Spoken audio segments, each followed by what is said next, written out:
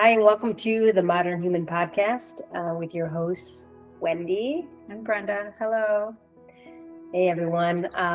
We're hoping you're really enjoying this new format where we kind of share new insights every week, kind of to help integrate the new energy. That's truly our intention, is to help kind of ease the path as we walk into this new earth. And because we've never been here before. So it's kind of exciting and exhilarating, but also exhausting and scary all at the same time. We are in it. Yes. Yeah. So this month, I started creating a painting, and we're going to share that here later on. But a lot of the themes that's been coming through like last week and then starting this week has been, really changing old stories. Partly because our subconscious and our psyche, we have these stories or even these identities that are so ingrained in our being, and the new earth energy, the energy that's surrounding is offering us a new opportunity, right? To embrace, honestly, an environment and a reality that's abundant and sustainable. And though I'm catching myself still kind of fluttering between old identities and old stories that aren't as abundant and aren't as so both are happening simultaneously, and I'll catch myself like bopping. Right? Are you finding that for yourself? Is there something with my hair? She's looking at my hair. No. Okay. Sisters. I don't know if I would necessarily like frame it that way, and like the bopping. I definitely feel like the push-pull, and I think that that's kind of what you're talking about. And feeling this great sense of hope, like I definitely feel that, and that's like a gift. It feels so precious to have that sense of like, hey, listen, everything is good here, and really embracing that, because we can talk about this all day, and if we're not really integrating with the energies of these meanings and letting go of that no longer serves us, then we're not really utilizing. I would even argue we're not even really allowing ourselves to be in this experience of the now, of the new earth, of all of that. Can we just like dissect the new earth thing for a minute here, because I really have a hard time with that word. Yeah. Like, what does that even mean? Like, that I just really struggle, like something to say, like, I guess things are new, so we are in this new experience, right? So honoring that there is kind of this energetic pathway or different maybe train or frequency to be on. Maybe that's, can we maybe come up with a new word? Yeah, but for me, I'm a seer, so in my dreams, like the environment of my dreams are totally different now.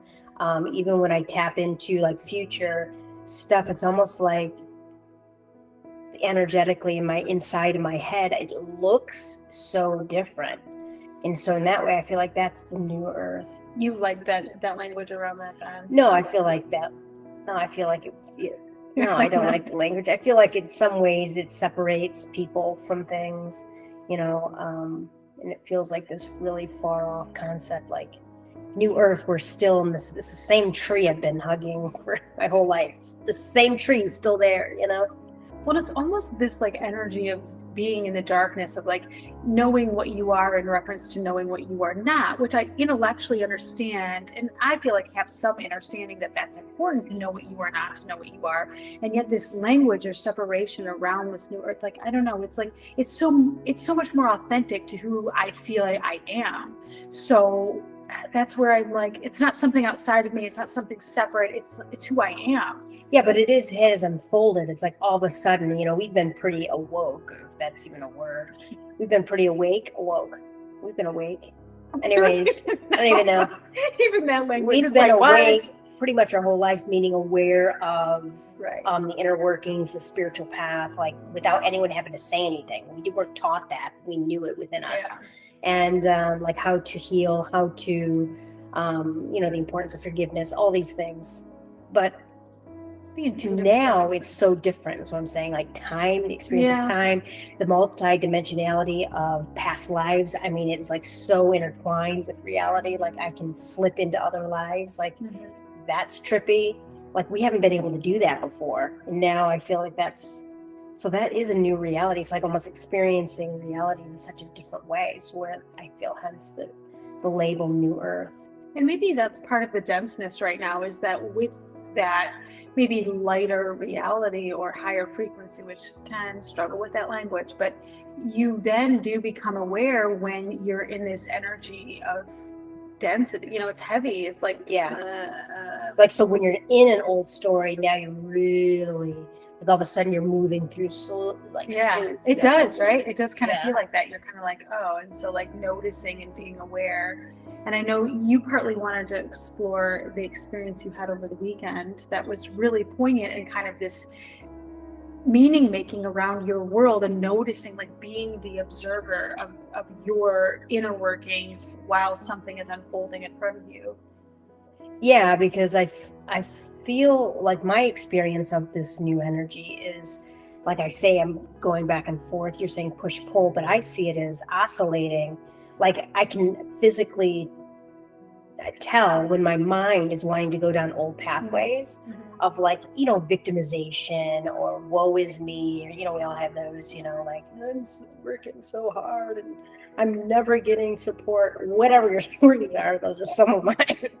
And those are old stories I've already had to move through. I've already moved through them. So in some ways I can really separate and just observe and notice that, hey, that story is trying to play out right now without having an emotional experience or emotional reaction. But you want me to tell the story? Yeah, I don't know, because I'm wondering, because my story kind of fits more with that. Yeah, so maybe I'll jump into mine, because yours is so enlightened. Like, you like perfectly orchestrated that. Oh yeah, it was just like, oh, I'm having a thing, and I was so awoke. Let me share mine first then, because it was actually yesterday on my way to work. I was driving here, and I was doing a ceremony, and I was thanking all of our beautiful loving guides and angels for helping me help others and integrate their I am self into every part of their being and their expression. And I'm in this just beautiful, and I'm saying it out loud, and I get to a stop sign, and this car doesn't stop, and this car just rolls right on past me, just doesn't stop. I'd already been sitting there already waiting. It was a four-way stop. And I'm sitting there. Yeah, right. And I literally get enraged, and I'm like, literally. So then I totally stop what I'm doing, and I'm like, you asshole! Like, you're seriously, like prayer. No, you're like, I'm literally, which I didn't notice yet, because at first I have to like yell at this person, and I'm like, whatever. And then they like drive further down, and I have to like see how I'm story making here, because she goes down and she makes a right turn on a red, even though it says no turn on red. And I'm like, see, like, breakers. Yeah. And just angry, just really angry. And I was like, it took me probably another mile or two of driving, going, hey Brenda, like, can we talk about that? Like, you were in this really beautiful moment. And I was like, and then I'm going along with that. And then all of a sudden I said, I'm like, can we chat about that? Like, that was kind of intense. Like, whoa, like, you wanted to like yell at that woman and, cut her down or something. I'm not even really sure all the parts of that, and I was like, yeah, that was fascinating. But again, I enter it in this graceful, curious way, right? I'm not going to judge my judging, even though I noticed that didn't feel good. I noticed that it wasn't in alignment with my heart. And that's important. And I do feel it's really important to not judge it and to notice it and to sit in it. So it took me some hours and really breaking that down. And I noticed, like, well, I'm not really sure. Like, I don't know. Like, maybe I want everyone to follow the rules. I'm like, okay, that makes sense. They don't have to, though, right? So I'm breaking all of this down. And then some hours in, I kind of discover that I didn't like that she was unaware of me. She wasn't aware of the human being in the car. And I went, And that felt really powerful to me and really important. And I said, Brenda, what does this have to do with, right? And this is the part that we preach all the time, is like, how do we really break this down? Because it's not always easy to see. Now, I saw the reaction. I saw the outward aggression and anger and rage within me. And I could let it go and not ever sit in that or think about that. But I kept going and I kept going, and discovered that I have parts of me that felt that I had those around me that were unaware of me. And I felt angry that they didn't see me, that they weren't treating me in a way that was respectful and kind and considerate of my presence. And of course I started crying in this moment, and I was like, oh my gosh, this is how it feels. I don't feel like that woman was out to get me. I really don't think she was aware of me. She just was in a rush. And part of my journey in that is like, I don't have to make it about her. And I'm noticing that because she's crossing a boundary, and then I have to show up for that anger, and then realize that I have this wound within me that says, I feel hurt from those that were unaware in my world early on. And that makes sense. And so I was able to sit in that and be like, Brenda, that totally makes sense. And I'm going to be honest with you. It was uncomfortable as I'll get out. Yep. So uncomfortable. And I really surrendered and leaned into that, almost like making myself sit there, be like, listen, these feelings really happened and they matter. And I'm not going to lie. My stomach was upset. I could feel it in my sacral chakra. I was like, yep, this is all here. This is really important. I'm really excited. I'm noticing that I'm excited about this because I know that I've dove in deep into parts of me. And also noticing that I actually want to move off of it. I'm like, get me out, get me out, get me out. Of course, parts of me are doing this. Doesn't feel good. And slowly and surely resolving this. And this is a full hours and hours and hours worth. And then eventually reaching this place where I was able to be like, you know, these feelings really matter. And I really love you. And Brenda, you know what? I'm really proud of you. You did a really good job. You've done a really good job of just showing up for us. And I know we're getting better every day, but I am just so, and of course I start crying again. And I realize that now, right, this is the healing journey. This is the process. If we have the courage to go within and sit. And mine was really messy. Mine was, I was the observer when I came back to it. In the moment, I wasn't able to, right? It took over, that trigger and that wound, that little mind field within me blew up. Hello, I'm here. I'm feeling unworthy or like I don't matter. And I didn't realize I was doing that to myself by kind of giving away my power to this driver who doesn't even know I exist. And that's how life works. This is how magical it all is, that we're giving ourselves the opportunity with this random driver, which is perfect. And you may have heard me mention driving before, because this is an area that I love. Driving is a perfect, yeah. It really is. It's a perfect bridge for dealing with yourself. Like, you're right, because the other person's not even it's uncontrollable. You know, it really so it's going to really trigger those, you know, need for control and why, you know. No, right. The wounds within that to me, like control, we can't see because we don't have control over other human beings, and we're all just trying to get along. Anyway, it was a really lovely moments, and it was really uncomfortable and really messy. And I feel like that's that sense of like, no, let's just show up in a little bit different way, because it changes everything. It moves mountains. And I feel like I want you to share yours, because yours is perfect. Like, I feel mine's a little bit. Mine, I feel like, is demonstrating something differently. So before we move into that, I feel like, you know, just recognizing that the energy, the beginning of February, especially the beginning of February, the first couple of weeks, is that a lot of those experiences, there's going to be a lot of things that are turning up, and moments like that as opportunities to kind of move through things. And you're being invited, and honestly, heal. It's a healing. Heal, get these parts of yourself, start changing the story, because it'll be so vital come the end of the month. Because in some ways, if you choose to really look at these and kind of embrace those feelings in those darker moments, or the things wherever you're getting triggered, it's really it's almost like a catalyst or like a fast track, because they really want to get you in alignment to what's going to happen in the end of the month and into March and April. So it's like they're really kind of helping. If it might not feel our like higher selves are really creating experiences where we're able to see parts of ourselves that we wouldn't see otherwise. And so taking advantage and really treating every moment like it's a gift, because it is. And noticing, oh, wait, what? Where did I just go? It was, you know, it was funny. It was great. I think it was beautiful. Yeah. It's a beautiful example of how that can be and what that can turn into. And honestly, even those little moments, whenever we're getting kind of pissed off, I feel like that's the treasure on the other end. Yeah. We normally don't even allow ourselves the time or the energy to even really travel down those roads. So to give that to yourself is beautiful. Right.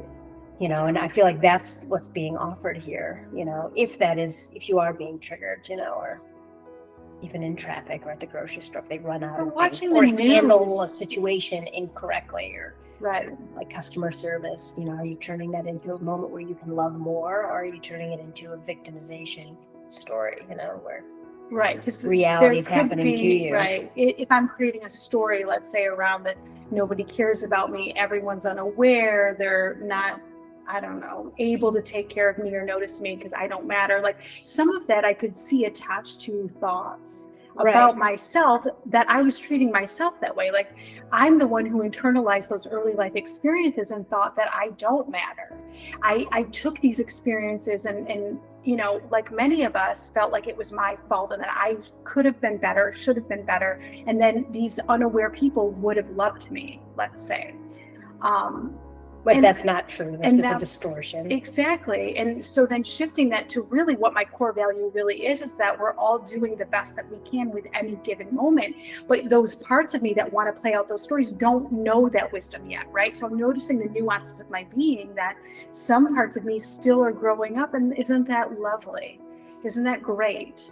And having that kind of hopeful, curious, positive perspective. Yeah, and I feel like that's what I was meaning by, oscillating between back and forth. It's like having a higher awareness at the same time being aware that these other parts of you are still having this experience, and it kind of integrating both together, not choosing one over the other, because that other one needs to come with this and this one needs to go back there, right? Yeah, so I feel like that was a perfect example of the oscillating between the old and the new and being aware of it. But even like you participating in the energy of that, like the victimization or the unworthiness of, like, that has a frequency, and it's like, how are you feeding yourself? And we feed on that, we feed on it like animals or whatever. It's like, so ruminate. We just start ruminating, and then we're just stuck in this like cage of our own making of this energy of like, it's so hard. And I struggle with that a little bit because I feel like sometimes people really do feel stuck in that frequency and they're not really sure how to get out. And I know we talked about this last week too. And just like honoring that perspective, because even that will have a purpose. Like we sometimes really do kind of close everything else out to really help ourselves to really focus in on this really deep, dark, big thing within us. Hey, look at me. I'm depressed. I'm sad. I'm scared. Yeah. And if we've been avoiding for years, then it's gotten that big, and that's okay. You got this. Like bringing that light and love there, and the catalyst of that. Yeah, and I feel like Tony Robbins does a great job because he talks a lot about how what you look for, you'll find. So he's a huge advocate for look for the good and you're going to find the good, or look for the positive, you're going to find the positive. And I totally believe that. But there is this aspect of if you've come from trauma, you've come from abuse or whatever, or neglect, that's not, you can't ignore that to where it's going to disappear. It's like, you have to look at these stories, you have to look at these parts of yourself that need that nurturing, and so it's kind of like, yes, I think there comes a point when you have to start looking for the positive, for sure, or start looking for being grateful for what you do have and start shifting that story or the frequency. But it's so important to have those moments to allow those parts of you to be validated. And that's what you're talking about, validating and heard. And we talk a lot about that in our podcast. But I do want to just mention that, like, looking for, that's what you're saying. What are you looking for? So depending on where you are in your process, you need to let those stories go and start looking for the positive, or looking for what are you grateful for? Are you forgetting that part of it too? Right. And I feel like maybe part of what you're highlighting is like how I start my day is I'm like waking up and I'm opening my eyes and I'm beginning to choose, like, greet the day. I'm beginning to say, today is going to be a great day. I'm so excited for this day. Only good is coming to me all day long. And I kind of like greet my office, or I greet my drive, and I'm just start loving what's arising. So I feel like that's part of the energy, the frequency. Like I'm looking for the good, I'm choosing the good. And so then it like helps reinforce whatever does arise. I'm going to show up with in whatever way is needed for my highest and greatest good, right? Yeah, and I feel like that's not really talked about, and it's so important, is like, you know, you are doing that. So when you have an experience, let's say she was praying, for goodness sakes, in the car on the way to work. I mean, I don't know how much more positive you could be, right? She's blessing her clients. She's about to see like herself, everyone that she knows, like, you know, that's pretty much the state. And as that happened, then she's triggered in traffic, right? You know, and she forgets that instantly and starts going down this other road. That's where people are just like, oh, she must have been doing something wrong, or, you know, that's where you got right. What is the meaning making of that? What's the meaning making of her being able to shift? There's nothing wrong with her, right? It's honestly, it was a beautiful opportunity of God or whoever, whatever you believe in, universe, and being curious about, oh, what was that? Who am I here? Like, this is fascinating. Yeah. Right. And being like, hey, wow, this part really needs my love and attention. Wow. It's like a crabby 2-year-old or whatever, you know?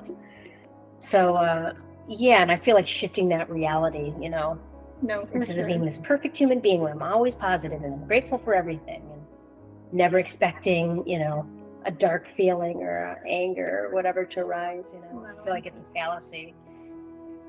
But oscillating back and forth, that happens quicker, where you're able to move right back into that prayer and, you know, being grateful. I did finish my prayer. I did, and I was grateful. You're even grateful for the woman that didn't stop. What a great opportunity. Oh, and I did spend a moment of gratitude for her, because, I mean, really, truly, how perfect, right? Because I wouldn't have had that awareness or that opportunity otherwise. Exactly. That we're all here helping each other out. That is my reality. I choose that. I know that. Yeah, even if it's inconvenient or whatever, however we're applying meaning to that, because we're always applying meanings, like, might as well be a good one. Yeah. Just going to be more inclusive. So yeah, the painting is about that. Basically, is taking old stories, because there's a lot of endings and beginnings happening. It happened in the end of January, moving into February, and honestly, this year is going to continue that. Lots of endings and beginnings. So it's kind of like, I feel like that in itself is the sentence that embodies the energy that I'm talking about. Endings and beginnings. What do you focus on?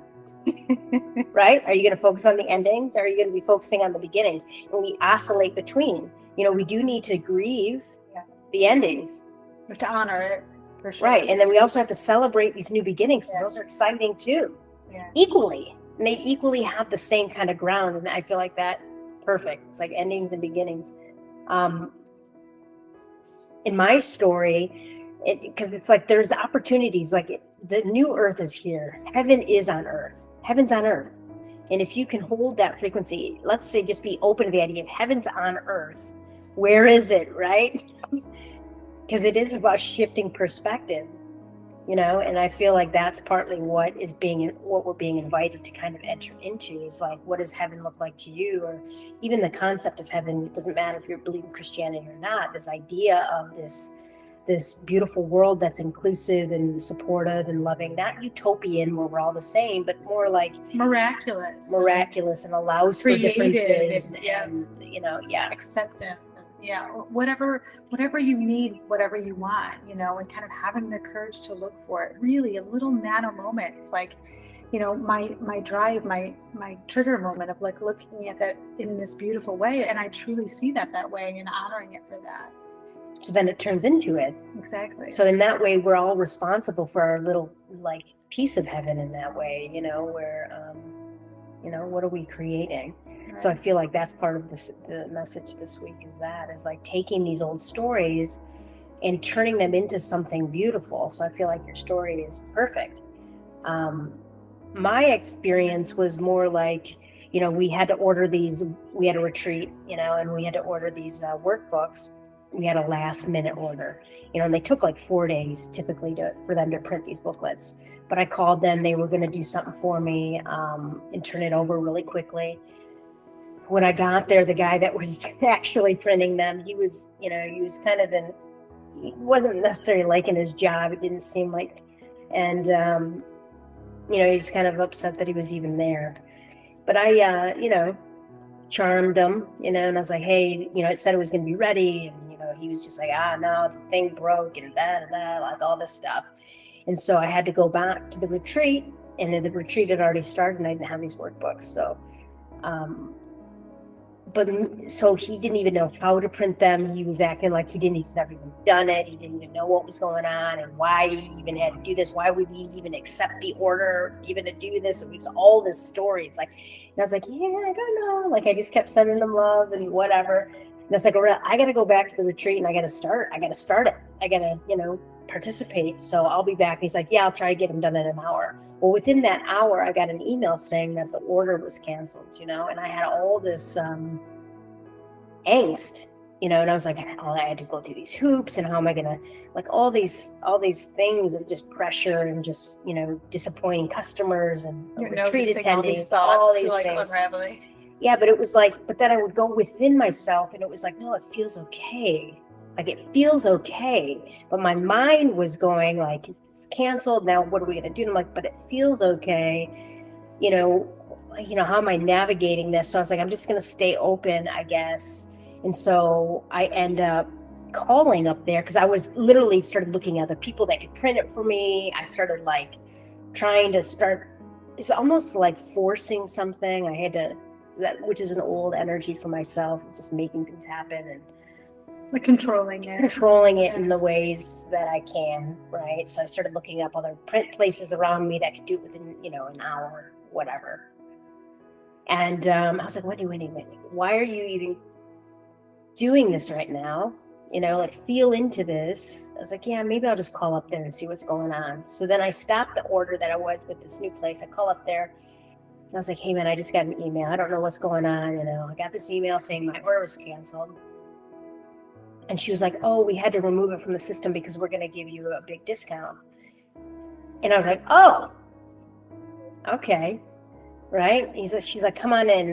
The guy wants to talk to you. So I was like, all right, come in. I pay for it, whatever. And the guy's there and he's just like, hey, I wanted to just apologize. And it turned out being the most beautiful thing. I mean, he's a beautiful man.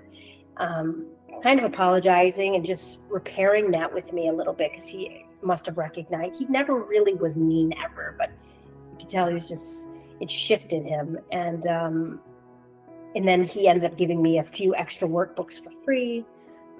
So that was cool, even on top of it. So it turned into this very abundant situation. So it was like, but I noticed and I feel like that's part of this energy right now, is it really is abundant, but there's all these old storylines and like habits, mental habits, and old storylines that are so easy for us to get in this groove and just keep like traveling down that, just kind of a beautiful, explanation of kind of what's happening right now. But to stay in that new frequency or this abundance frequency, like, I had to really let go of what I've known. I've had to really let go of even, I don't know, I had to be willing to kind of transcend that and just be like, I don't know. Because it could have been that and that would have been fine too. Right. You could have accepted that. And that they just don't get these workbooks or whatever. Right. Like, that was meant to be then too, just kind of being open to whatever pans out and not reacting, not really. So in that way I did transcend it. I was able to kind of look at it objectively after I was controlling the heck out of it.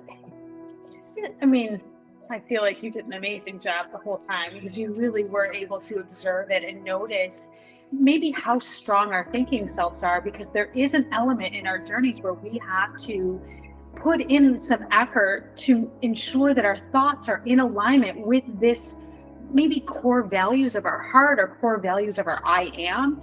That does take practice, and noticing where your thoughts are really like, well, this guy's probably a dick, and you're like, oh wait, no, he's fine, nice, he's okay, maybe he's not doing his job, like, right. There was some potential judgments there for sure, but I was like, nah, he's fine, and all of those you rectified and repaired and healed and really honored him in your actions.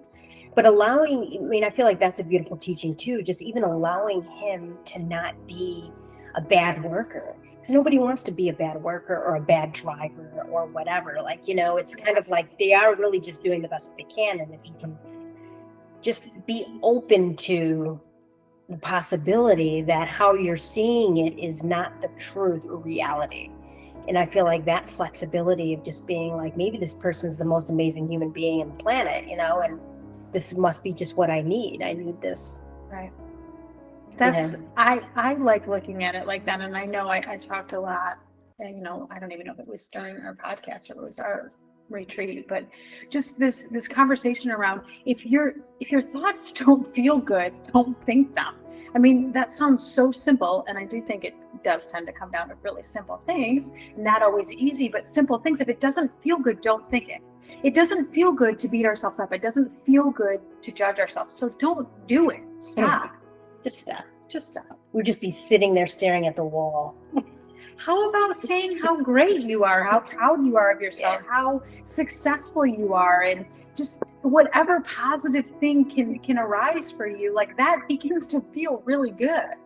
Yeah, like I came up with a statement like years ago where it's just like, I was like, I don't know what to do. I don't know what to do. And it was like, my guys were like, when in doubt, just love yourself. Like, if you don't know what to do, you don't know what to think or be, just love yourself, man. Like, use that time to just focus in. And that's what you're saying, right? Yeah, exactly. And noticing your thoughts, and I really like your example, because you were really able to notice so many differing, like at one point you were in the moment, you were talking about like how you wanted to like judge him, but then you wanted to like say how like life was screwing you over kind of thing. Like, you were kind of like bouncing, and you're like, what?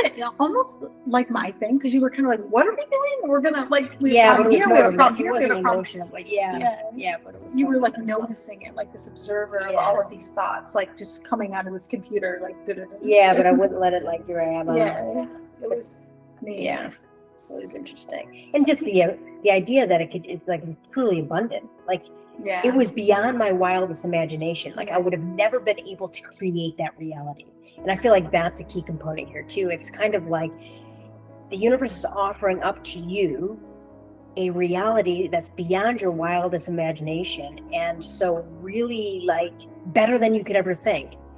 And I feel like, especially with endings, we have this tendency to think that bad things are happening because, we're grieving and that's a terrible thing. But in fact, it could be beyond your wildest imagination of happiness or peace or love or abundance and I feel like just jumping and having that kind of faith.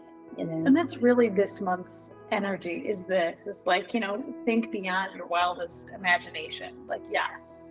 Right.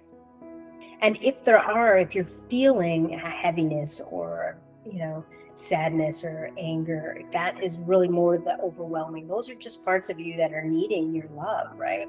Exactly. And where there's these, just like Brenda's, like going back to your core wound of like not being seen and validated or heard. And so you can change that story right now by just seeing yourself, validating yourself, and loving yourself. Because then that story is no longer true because you're listening to yourself. Right.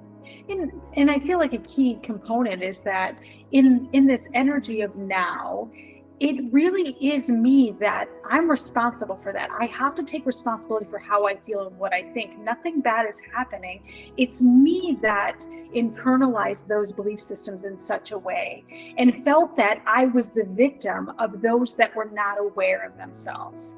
And that, again, if you can notice, that doesn't feel good and it's not my truth.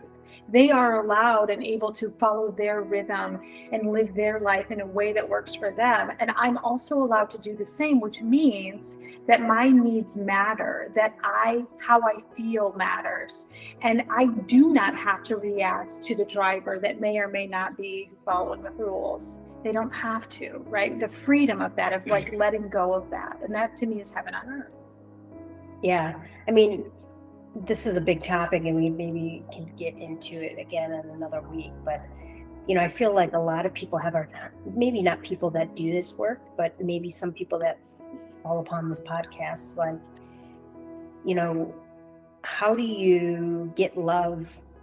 I feel like there's this expectation that you're supposed to get love outside of yourself. Like you should be getting it from your lover or your partner or your parents. Like you should be getting that kind of love and validation outside of yourself. But I feel like one of the premises for us is not that, right? And so what is the premise?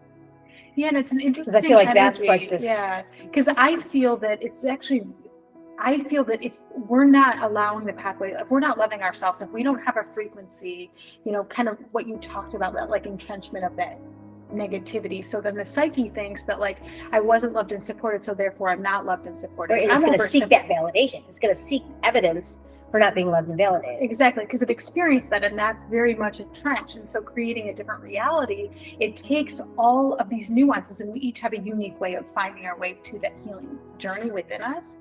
And considering, in whatever way feels right for you, because I don't know that it's like one thing. You start exploring, like, yeah, am I loved? Right, but I do feel like a lot of people think that they, why can't I get that love from my mom and my dad? Why can't I get that love from my partner? And I feel like one of your base belief systems, or your fundamental, one of your posts is, it's no one else's responsibility to love me but me. Mm-hmm. Do you feel like that's too independent or altruistic?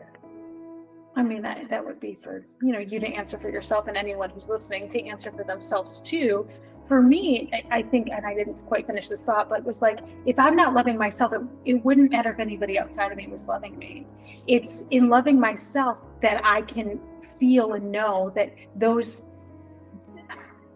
everyone is loving me to the best of their ability. You know what I mean? Like I have a knowing of that now because I love myself unconditionally. Right. Just like saying, if you really think that you're ugly, right? If you think Mm-hmm. you're ugly when anyone ever tells you you're beautiful, you're not going to believe it. Right. Exactly. So once you actually know and you feel and believe that you're beautiful, you actually let that come into you outside of yourself. So you're saying exactly that it has to start within first. Yes. Right. And let's say those that have, a really healthy early life experience, and it's very loving and very supportive, they are taught to love themselves already. So there's neurons and things happening in the thinking self, but then in the heart space and then the nervous system of the body, it's already relaxed to where those knowings are already ingrained and believed. And so my early life experiences, I didn't feel loved and supported, and that is not dependent on what anyone else did. I'm no longer engaging in that conversation or dialogue because I'm not in those relationships with those people any longer, right? It's my responsibility. So what did I believe? How did I interpret? Like that's the place of power to then say, okay, well, I have it within me to heal that. I don't know if that's the answer. That's good. I like this. Beautiful. It's a much bigger conversation though. It is a way much bigger conversation, like, but I do feel like that needs to be said fundamentally as we just have these conversations, because we do hint at that idea a lot, which is basically we're responsible for healing and loving ourselves. And we don't necessarily look for it outside of ourselves because it is taken. And it really does. I feel like it wasn't until I took responsibility for that myself that I was able to really start healing, because then you're not blaming anyone, and just it unravels a lot of different, I feel like codependent things and lots of stuff, but just curious, right? Yeah, no, it's important. I mean, I feel like that's important. Loving yourself, coming from abuse and neglect, like we're sisters, so we can't put the same environment. We had to really learn how to do that, So, all right. So good start of the month. I think this is an exciting month. Being open to miracles, even as you're moving through old stories, like at the same time this old story's there is a new one right there. So it's like shifting perspective and kind of really being open to what that is for you. And when in doubt, just choose the most loving option. Choose the most loving feeling, the most loving thought. Most loving behavior. Find some of that. When you can. I mean, if you're following the person, continually cussing them out in the traffic, when you're not. I did not actually do that. It's all right. We're sending you so much love. Yeah, so much love, everyone. Thank you so much for listening. We'll see you next time. See you next week. Bye. I always do that. I don't even know if I was listening.